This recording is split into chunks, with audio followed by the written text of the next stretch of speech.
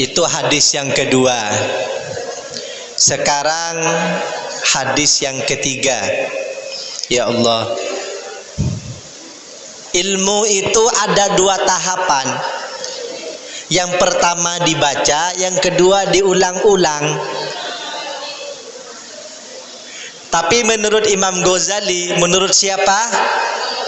Imam Ghazali, ilmu itu ada 6 atau 5 tahapan. Ada berapa tahapan? 5 atau 6. Yang pertama diam.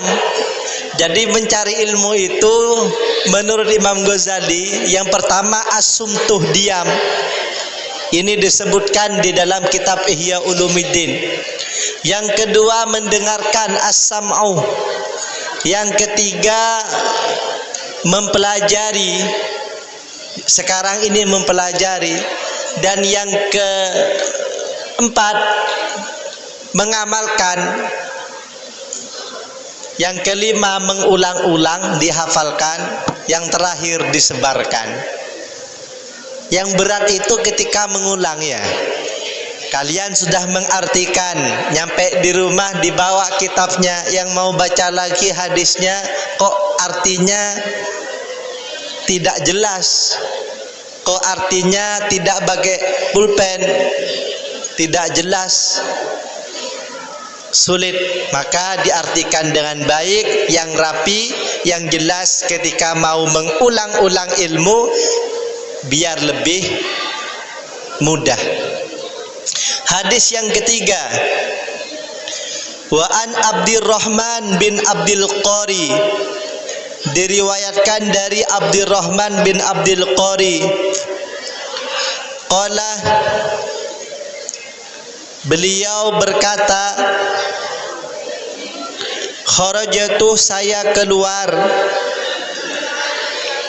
ma'a Umar bin Khattab, bersama Umar bin Khattab, lailatan, pada suatu malam. Banyak orang tertarik memberikan nama dengan bahasa Arab tapi tidak tahu artinya. Ada perempuan cewek legendaris, cantik, namanya Laila. Kenapa diartikan Laila? Karena enak didengar. Padahal artinya cuma malam. Jadi dinamakan Laila, tidak tahu artinya. Setelah pergi ke Arab, siang-siang, siapa Mas Muki? Laila. Hah? Malam.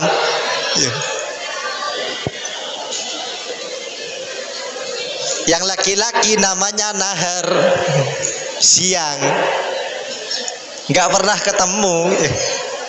Perempuannya malam, Laila, si cowok Nahar, siang. Makanya kalau mau memberikan nama, sowan kepada para kiai, sowan kepada para guru, para asatid, agar artinya bagus. Kenapa dinamakan Laila? Karena ada penyanyi namanya Laila. Dinamakan Laila, artinya malam. Malam itu gelap. Makanya ketika lahir suram, gelap. Saya keluar bersama Umar bin Khattab lailatan, pada suatu malam, fi Ramadanah, di bulan Ramadan, ilal masjidih, menuju masjid. Kalian kalau sudah perpulangan di bulan Ramadan, malam keluar menuju kemana? Menuju ke masjid. Bukan menuju ke kafe ngopi, bukan. Yang kebiasaan kalau malam keluar menuju kafe, bukan ke masjid, angkat kopiah.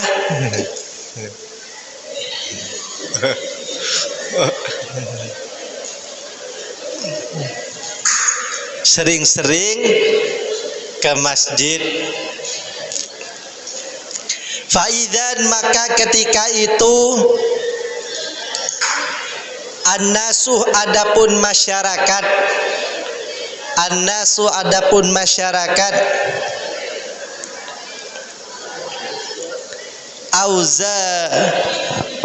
auzaun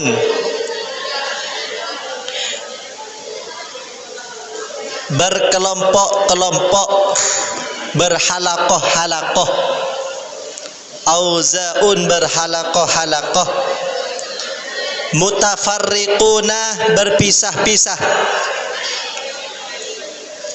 Yusolli salat, ar-rajulu rajul, li nafsihi untuk dirinya, wa yusolli dan salat, ar-rajulu rajul seseorang, fa yusolli maka dia maka salat, bisolatihi dengan salatnya, ar-rahtuh kelompok yang lain, ar-rahtuh kelompok yang lain. Ayo fokus. Songkoknya diambilkan bal. Ngantuk lagi bal. Ayo diambilkan itu. Fokus ngartikan. Jadi Abdurrahman bin Abdul Qari pernah jalan-jalan menuju ke masjid bersama Sayyidina Umar di malam bulan Roma. Ketika sampai di masjid, banyak orang sholat sendiri-sendiri.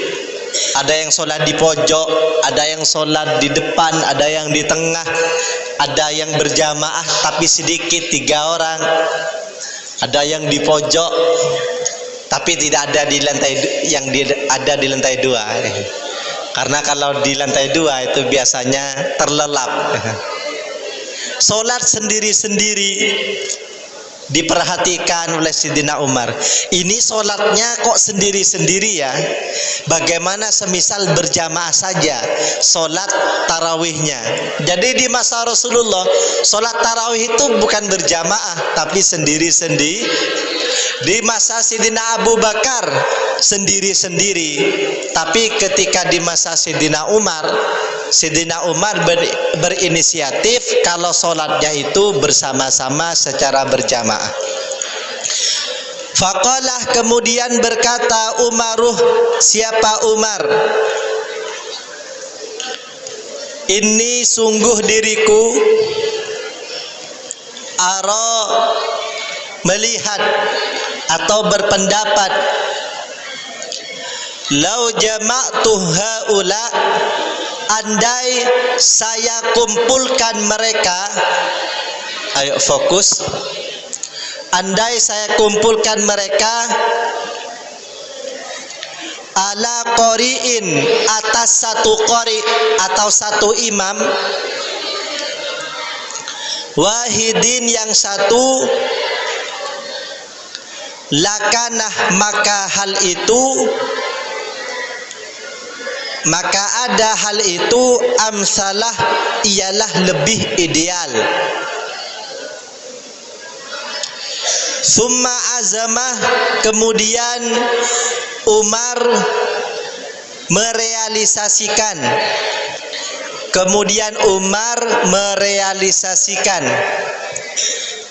Fajama'ahum kemudian Umar mengumpulkan mereka ala Ubay bin Ka'ab, atas Imam Ubay bin Ka'ab. Jadi semenjak datangnya Sayyidina Umar mengumpulkan masyarakat sholat berjamaah kemudian diimamin oleh Ubay bin Ka'ab, semenjak itu tarawih dilaksanakan secara berjamaah. Sebelumnya tidak sendiri-sendiri. Summa kharajtu kemudian saya keluar lagi ma'ahu beserta Umar lailatan ukhra di malam yang lain. Jadi Rasulullah, Sayyidina Abu Bakar, Sayyidina Umar itu kalau sholat tarawih tidak selalu di masjid, kadang di masjid, kadang di rumah. Tapi kalau sholat berjamaah selalu di masjid, tidak seperti sebagian dari kita, khususnya saya ya, kadang di masjid, kadang berjamaah dengan makmum satu.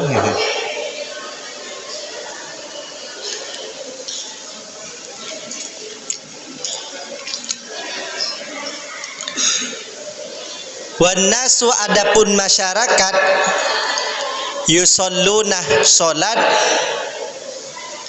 bi salatih qari'ihim, dengan salat imam mereka. Faqalah, kemudian berkata Umaruh, siapa Umar, ni'matil bid'atu hadihi, sebaik-baiknya hal baru, sebaik-baiknya hal baru, hadihi solat sunnah berjamaah, hadihi solat sunnah berjamaah. Jadi solat tarawih, solat sunnah berjamaah itu tidak masalah, itu hal baru yang positif.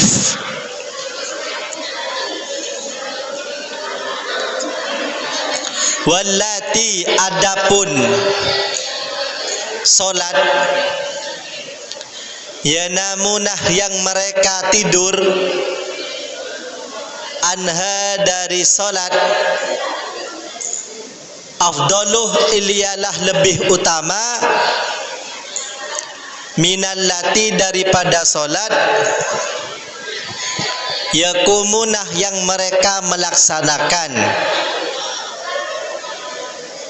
yakni maksudnya akhirul laili, di akhir malam, wakanah, dan ada, an-nasuh, masyarakat, yakumuna, solat tarawih, awalahu, di awal malam.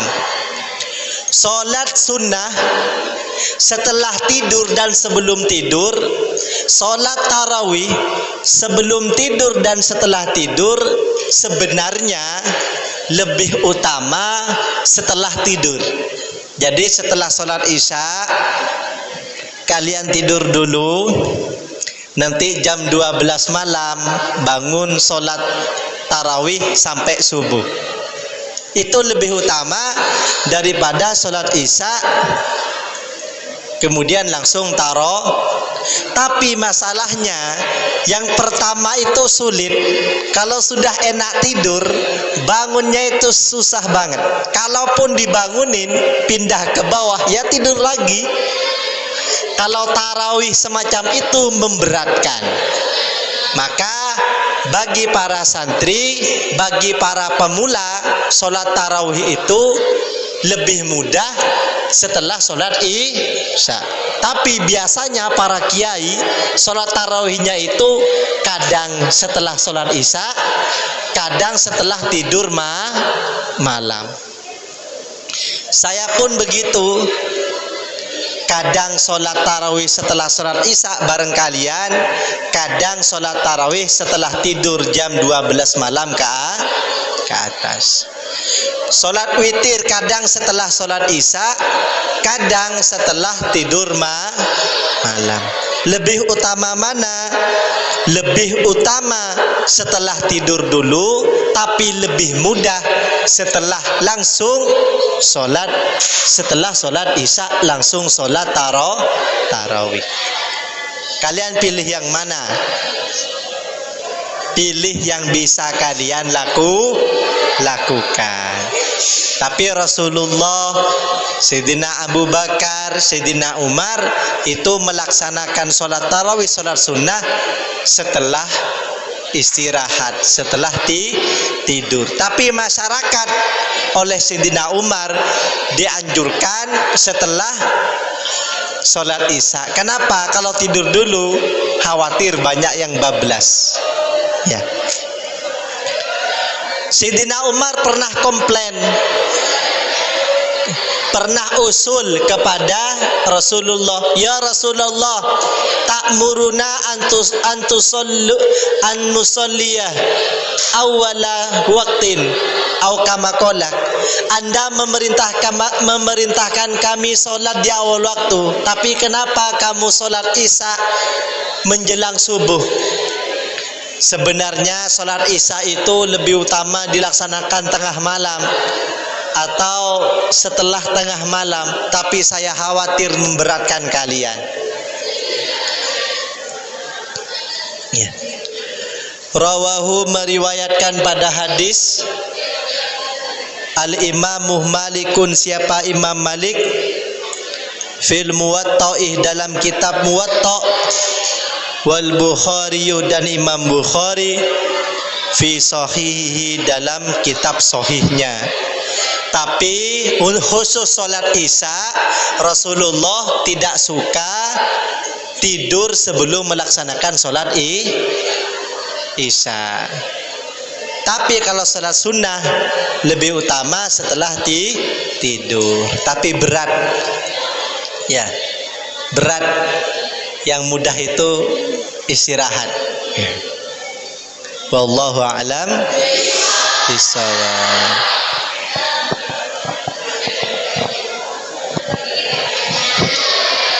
Bismillahirrahmanirrahim. Ya Rabbana tarafna bi annana aqdarafna wa annana asrafna ala lada ashrafna.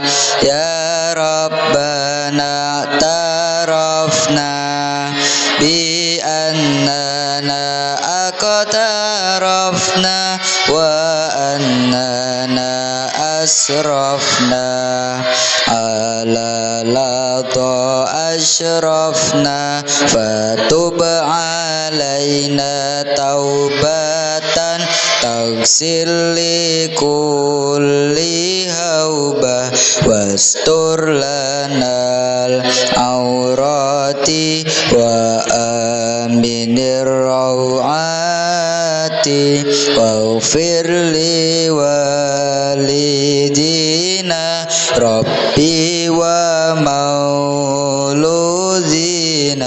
wal ali wal ikhwani wa sairil khillani wa kulli zi mahabbah au jiratin au suhbah wal muslimina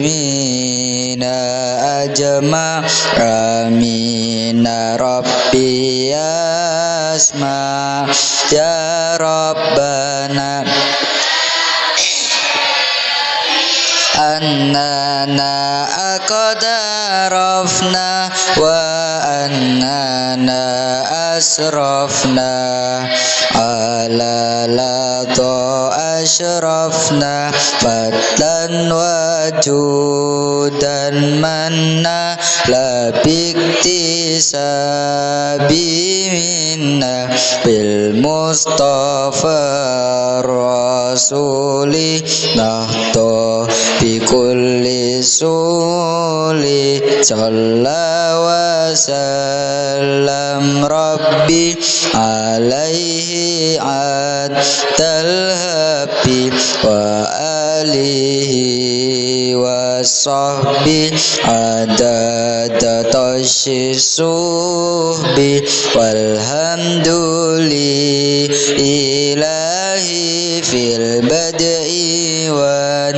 tanahi walhamdulillahi fil bad'i wa tanahi. Ya Rabbana tarafna bi annana aqdarafna wa annana asrafna ala lada asyrafna. Subhanakallahumma bihamdika asyhadu an la ilaha illa anta astaghfiruka wa atubu ilaik. Shallu ala Nabi Muhammad.